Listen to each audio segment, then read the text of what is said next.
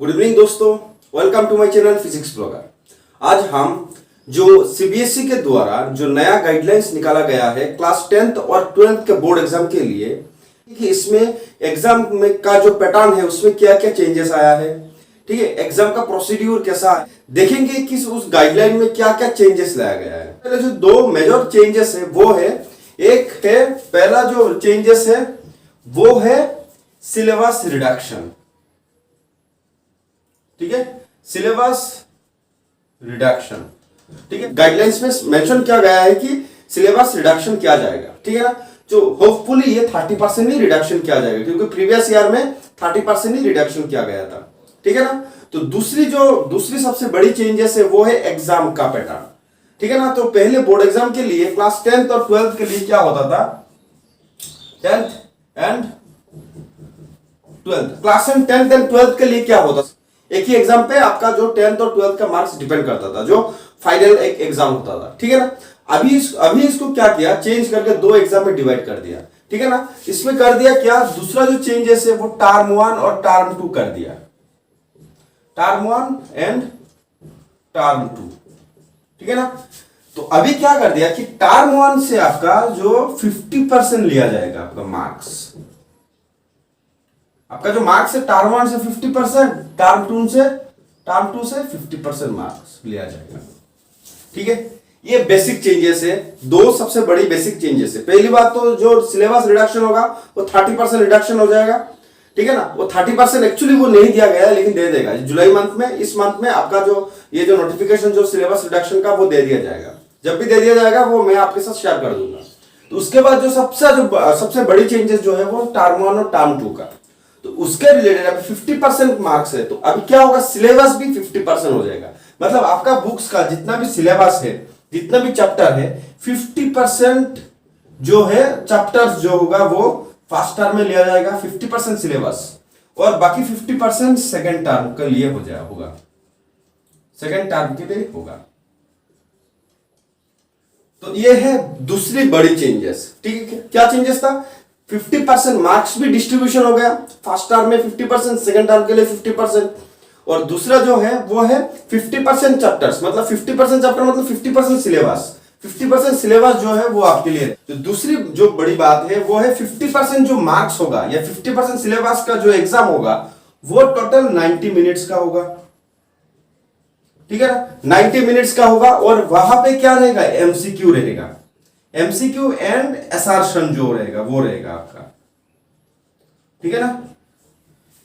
ये सबसे बड़ी इंपॉर्टेंट बात है कि जो पहला जो टर्म 1 रहेगा वहां उसमें क्या रहेगा, आपका एमसीक्यू रहेगा एंड असर्शन उसके साथ होगा, वो 50% वो सिर्फ एमसीक्यू का एग्जाम होगा, ठीक है। आपको दिया जाएगा टोटल 90 मिनट्स, और उसमें आपको जितना भी मार्क्स मिलेगा वो आपका, फिर उसमें से जितना भी मार्क्स मिलेगा उसका जो 50% होगा वो आपका ऐड किया जाएगा, ठीक है ना। तो दूसरा टर्म में जो है वो ये जो दूसरा टर्म का, दूसरे टर्म से भी आपको 50% लिया जाएगा। तो क्या होगा उसमें जो होगा वो इसमें सब्जेक्टिव एग्जाम होगा, सब्जेक्टिव होगा एग्जाम, सब्जेक्टिव होगा मतलब उसको उसमें आपको क्या होगा, आपको लिखना होगा। और इसमें क्या होगा, देखिए सब्जेक्टिव एग्जाम में, और इसमें जो है टाइम जो है 2 आवर्स दिया जाएगा, आपका टाइम क्या दिया रहेगा, 2 आवर्स, और एग्जाम जो है वो सब्जेक्टिव होगा, ठीक है ना। तो ये है पैटर्न, एग्जाम का पैटर्न में आपको बहुत तवज्जो दिया जाएगा उसमें। Internal assessment, internal assessment oblique practical, ठीक है, इसको बहुत ही ध्यान से कीजिए, क्योंकि आपका जो 30% मार्क्स, 30 मार्क्स जो होता है वो प्रैक्टिकल का ही होता है। तो इसमें आपको अच्छा से, क्लास 10 के लिए इंटरनल प्रैक्टिकल नहीं होता है, इसलिए आपको इंटरनल मार्क्स जितना भी प्री जो क्लास टेस्ट होता है, ठीक है ना, जितना भी पीरियोडिक टेस्ट होता है उसमें उसका मार्क्स लिया जाएगा आपका। और जो 12th के स्टूडेंट है उनके लिए प्रैक्टिकल बहुत ही इंपॉर्टेंट है, ठीक है ना। ये है तीसरा, ये है 3 सबसे इंपॉर्टेंट। तो देखिए जो आपका जो एग्जाम होगा टर्म 1 जो होगा वो नवंबर दिसंबर में होगा, और टर्म 2 जो होगा वो मार्च अप्रैल में होगा। 2-3 सिनेरियो क्या है, देखिए अगर सिचुएशन अच्छा होता है और स्टूडेंट क्लास में स्कूल में आना शुरू कर देते हैं तो क्या होगा, board will conduct term 1 and term 2 examination at school and or center and the theory marks will be distributed equally between the 2 exam। जो मैंने डिस्कस किया था वही फॉलो किया जाएगा अगर ये सिचुएशन थोड़ा इंप्रूव हुआ तो, ठीक है ना। तो दूसरा जो कंडीशन सिचुएशन है वो देखिए क्या होगा। सोच लीजिए कि नवंबर दिसंबर तक आपका स्कूल नहीं खोला है, ठीक है ना, नवंबर दिसंबर तक आपका स्कूल नहीं खोला है, लेकिन आपका जो मार्च अप्रैल का सेशन स्कूल एग्जाम है वो स्कूल में हुआ हो, तब क्या होगा, आपका जो टर्म वन का जो 50% का वेटेज था वो घटा दिया जाएगा, डिक्रीज कर दिया जाएगा। टर्म वन का जो 50% जो वेटेज था वो डिक्रीज कर दिया जाएगा, ठीक है, वो डिक्रीज कर दिया जाएगा। और टर्म टू का जो एग्जाम होगा आपका स्कूल में, ठीक है ना, वो 50% से इंक्रीज कर दिया जाएगा, ठीक है ना। ये है दूसरा कंडीशन। मगर मतलब क्या है, अगर ये टर्म वन आप घर बैठ के देते हो और टर्म टू में अगर आपका सिचुएशन अच्छा हो जाए और स्कूल में जाके एग्जाम देते हो, तब क्या होगा, यही होगा, जो टर्म वन का जो पहले 50% ऐड किया जाएगा जो जाता था वो नहीं होगा, अब क्या होगा, इसमें 50% तक घटा देगा। कितना घटाएगा वो नहीं बताया, मेंशन नहीं किया गया, ठीक है ना।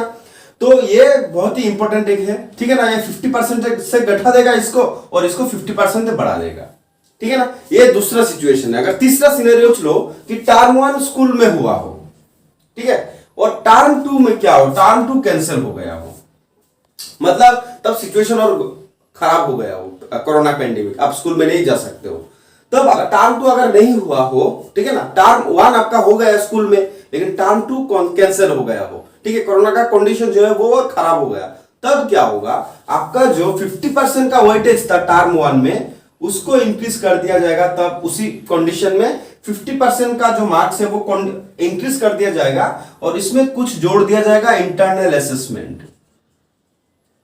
ठीक है, इंटरनल असेसमेंट आपका जोड़ दिया जाएगा, ठीक है ना। इंटरनल असेसमेंट मतलब क्या है, वही पीरियोडिक टेस्ट, पीरियोडिक टेस्ट आपका क्लास टेस्ट जितना भी है, पीरियोडिक टेस्ट, ये सब आपका जोड़ दिया जाएगा इसमें, ठीक है ना। ये है आपके पास जो तीसरा सिनेरियो। और चौथा सिनेरियो जो सिचुएशन है वो हो सकता है कि कंप्लीट लॉकडाउन रहे, जैसे अभी चल रहा है कंप्लीट लॉकडाउन, स्कूल कॉलेज सब बंद है, तो ऐसा ही अगर चलता रहे आपका जो टर्म्स 2 तक, ठीक है ना, मतलब मार्च अप्रैल सेशन तक अगर आपका यही सिचुएशन चलता रहे, सब कुछ बंद हो, तब आपको क्या, तब क्या होगा, आपका जो रिजल्ट होगा, जो टर्म वन और टर्म टू दोनों आप घर बैठ के दे सकते हो, होम आप घर में आपका एग्जाम दोगे और उनके साथ जो है आपका इंटरनल असेसमेंट को भी क्लास किया जाएगा, ठीक है ना। तो यही है टोटल डिस्कशन, ये टोटल चेंजेस सीबीएसई के द्वारा क्या क्या किया गया है। होपफुली आपको आपका जो ये सीबीएसई के द्वारा जो भी गाइडलाइंस दिया गया है वो क्लियर हो गया हो, ठीक है।